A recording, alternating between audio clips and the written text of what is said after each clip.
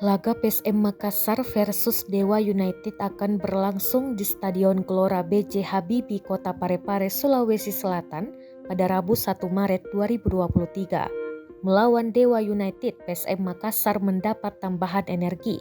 Pasalnya, kuota penonton di Stadion Gelora B.J. Habibie ditambah menjadi 75% atau 6.000 seat. Keputusan itu didapatkan usai pihak panitia beserta kepolisian melakukan rapat koordinasi.